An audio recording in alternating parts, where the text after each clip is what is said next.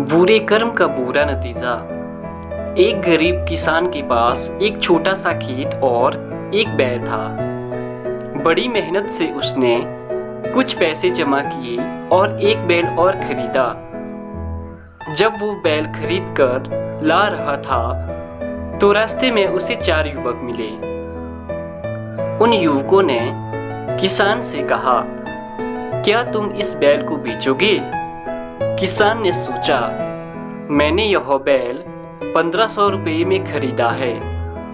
यदि इससे अधिक पैसे मिलते हैं तो मैं इसे बेच दूंगा और इससे बेहतर बैल खरीद लूंगा। उस किसान ने उन लड़कों को बैल की कीमत 2000 रुपये बताई। लड़के बोले, कीमत तो ज्यादा है, क्यों ना किसी समझदार व्यक्ति को पंच बनाकर फैसला करा ले। आप और हम यह वचन लेंगे कि जो भी कीमत पंच कहेंगे वो हम मान लेंगे। कुछ सोचकर किसान ने बैल बेचने का वचन दे दिया। थोड़ी देर बाद वहां से एक वृद्ध व्यक्ति गुजरे। सभी ने उन्हें ही पंच बनाने का फैसला किया। किसान ने भी सहमति दे दी।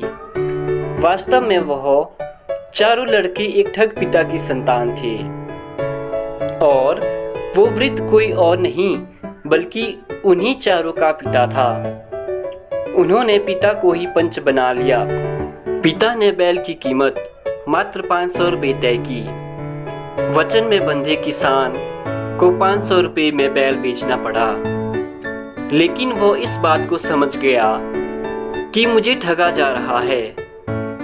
अगले दिन किसान एक सुंदर महिला के भेष में उन चारों भाइयों से मिला और उनमें से किसी एक के साथ शादी करने की इच्छा व्यक्त की। चारों तैयार हो गए और एक दूसरे से बहस करने लगे कि मैं शादी करूंगा, मैं शादी करूंगा। नारी के भेष में किसान बोला, जो मेरे लिए बनारसी साड़ी, मथुरा के पेड़े और सहारनपुर के आम सबसे पहले लाएगा, मैं उसी के साथ शादी करूंगी। यह सुन चारों शहर की ओर दौड़े। उनके जाने के बाद किसान ने उस ठग पिता को बहुत पीटा और वहां से चला गया। जब ठग के चारों बेटे वापस आए और अपने पिता को इस स्थिति में देखा तो मन कसोटते रह गए। वो कुछ नहीं कर सकते थे क्योंकि किसान का पता तो वह जानते ही नहीं थे।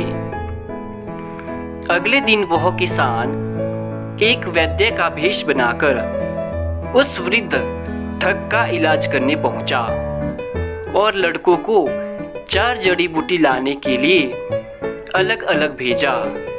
लड़कों के जाने के बाद उस किसान ने उस व्यक्ति को फिर पीटा और अपना बैल लेकर चला गया। जब चारों भाई लौटे तो पिता और बदतर अवस्था में पाया। अब उन्होंने प्रण ले लिया कि कभी किसी के साथ ठगी नहीं करेंगे। इस तरह एक मामूली किसान ने अपनी समझदारी से ठगों को सुधार दिया।